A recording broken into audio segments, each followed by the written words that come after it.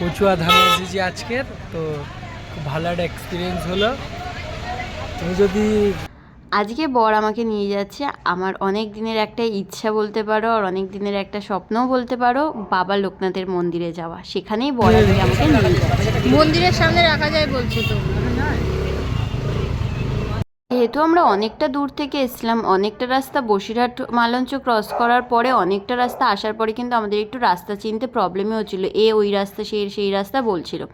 তো ওদের অনেকেই থাকে এরকম যারা রাস্তায় দাঁড়িয়ে থাকে, ওয়েট করে, যারা গাড়ি নিয়েই আর কি ঘোরে তোমাকে রাস্তা বলে দেওয়ার জন্য। তারই মধ্যে এই দাদাটা ছিল একজন যে আমাদেরকে রাস্তা দেখিয়ে দিল, এবং ওদেরই এই দোকানটা যে এনে আমাদেরকে এই দোকানটায় দেখিয়ে দিল। আমরা এই দোকান থেকে ফুল নিয়ে নিলাম। এখানে 101 টাকা থেকে ডালা শুরু হয়, তার নিচে কিন্তু কোনো ডালা নেই।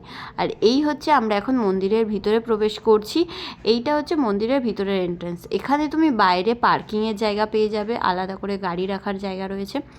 বিশাল বড় আর অনেকটা জায়গা নিয়ে মন্দিরটা। আমি প্রথমবার আসছি, আমি আগে অনেক জায়গায় ফটোতে ভিডিওতে দেখেছিলাম, কিন্তু আমি যেটা দেখে আজকে সবচেয়ে বেশি সারপ্রাইজ হয়েছি, সমস্ত ভিডিওতে ফটোতে যখনই দেখেছি কি না একদম ফাঁকা থাকতো, আর আজকে আমরা রোববার এসেছি তাই জন্য কিনা আমি জানি না এত ভিড় হয়েছে আজকে, লাইন পড়ে গেছে পুজো দেওয়ার মতো। তো বাইরে থেকে দেখেই তো আমি অবাক হয়ে গেছিলাম যে আজকে কী এমন আছে যার জন্য এত ভিড় হয়েছে। তাহলে নর্মালি যেদিনকার পুজো থাকে সেদিনকার কত ভিড় হয়। তো আমরা প্রথমেই ডালাটা নিয়ে চলে যাচ্ছি পুজো দেওয়ার জন্য। এখানে এতগুলো মন্দির পাট পাট করে রাখা রয়েছে। কাশ্যপ্য আমরা ভেবেছিলাম বড় মন্দিরটাই হয়তো পুজো দেওয়ার, তারপরে দেখলাম না, তার পাশেই একটা ছোট মন্দির আছে, সেই মন্দিরটাতে আমরা চলে এলাম পুজো দেওয়ার জন্য। প্রথমে তো বুঝতেই পারছিলাম না কোথায় পুজো দেবো, যেটা দেখেই বরের সবচেয়ে বেশি মাথা গরম হয়ে গেছে। বাইরে একজন পুরোহিত বসে রয়েছে, ভিতরে আবার অনেকে ঢুকছে। তো আমি সাধারণত ভিতরে যাওয়ারই চেষ্টা করছিলাম। তারপরে জানতে পারলাম যারা ভিতরে গিয়ে বসেছে তারা সবাই টাকা দিয়ে গিয়ে ভিতরে বসেছে। তুমি যদি 100 টাকা করে পার পার্সেন দাও তবে তুমি ভিতর থেকে পুজো দিতে পারবে, না হলে তোমাকে বাইরে এইরকম ডালা দিয়ে দিলে ওরা পুজো দিয়ে দেবে। সেটা শোনার পর থেকেই বর ভীষণ পরিমাণে রেগে গেছিলো, আর ওটা নিয়েই ওর সমানে বলছিল।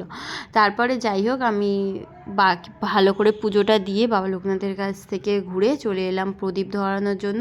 মোমবাতি আর ধূপকাঠি ধরিয়ে পাশের যে বড় মন্দিরটা ছিল আমরা সেখানে এসেছি। এখানে কিন্তু সেরকমভাবে কিছু নেই। এখানে 2-3টে মূর্তি রাখা রয়েছে, রাধাকৃষ্ণ আছে, জগন্নাথ দেব আছে। আর এটা একটা বড় প্লেস, এটা ফাঁকা জায়গা, বসার জন্যই সাধারণত হয়তো করে রেখেছে ওরা।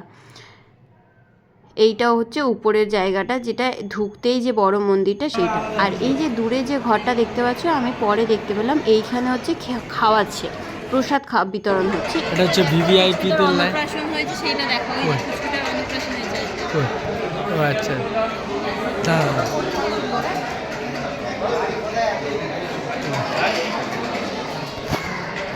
এটা ভিভিআইপি দের লাইন। কিছু হয় দেখি যাই অন্নপ্রাশন।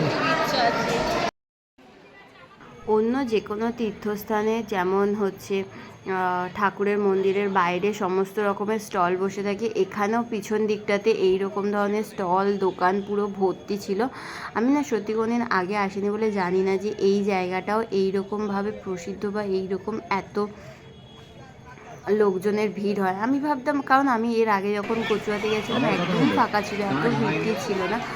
যাই হোক এখানে আমরা এসেছি, এখানে হচ্ছে তোমার প্রচুর দোকানপাট ছিল, জিনিসপত্র কেনার জায়গা ছিল, লোকের বাবার মূর্তি ছিল। আমরা এখান থেকে সেরকমভাবে কিছুই নিই না, কারণ আমাদের এখান থেকে কিছু নেওয়া ছিল না। এরপরে আমরা বাইরে থেকে সকালে বেরিয়েছি, তো আমরা ঢোকার সময় একজন আমাদেরকে বলছিল যে এখানে খাওয়ারও ব্যবস্থা আছে, সেটা খোঁজার জন্যই আমরা বেরিয়েছিলাম। লোকনাথ বাবার মন্দির কচুয়া ধামে এসেছি আজকের, তো খুব ভালো একটা এক্সপিরিয়েন্স হলো।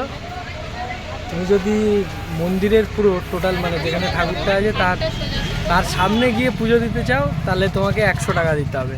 বাইরে থেকে পুজো দিলে বিনা পয়সায়।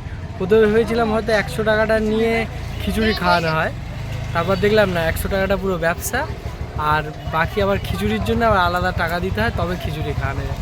মানে বলতে নেই হিন্দু ধর্মটা কোথায় চলে গেছে যে 100 টাকায় তুমি সামনে থেকে দেখবে, আর কোনো যদি টাকা না দাও বাইরে থেকে দেখবে। মানে সেই মহেশ্বেতা দেবীর সেই ভাতের মতো, তুমি যদি চাল কেনার ক্ষমতা থাকে তবেই তুমি ভাত খেতে পারবে, নাহলে তোমাকে সেই বাইরে দাঁড়িয়ে থাকতে হবে। যদি ওরা ফ্যান দেয় তবে তুমি ফ্যান খেতে পারবে, এটাই হয়ে গেছে এখন। ব্যাকগ্রাউন্ডটা ওই মন্দিরে ঢোকার আগেই একটা গাড়ি পার্কিংয়ের জায়গা রয়েছে, যেখানে ভিতরে আসলে তোমার এখানে কিন্তু খাওয়ার মতো প্লেস রয়েছে, অনেকগুলোই দোকান রয়েছে। আর যেখানে আমরা খেয়েছিলাম সেটা হচ্ছে চম্পা হোটেল বলেছিল। এখানে খাবার টেস্টটা সত্যি খুব সুন্দর ছিল, ভাত, ডাল, আলু ভাজা, বেগুন ভাজা, তার সাথে অপশনাল ছিল হচ্ছে তোমার মাছ মাংস, এবং তুমি যদি চাও তুমি ডিম ভাজাও নিতে পারো। ওই সবজিটা কিন্তু আমি নিইনি, ওটা শিমের তরকারি ছিল।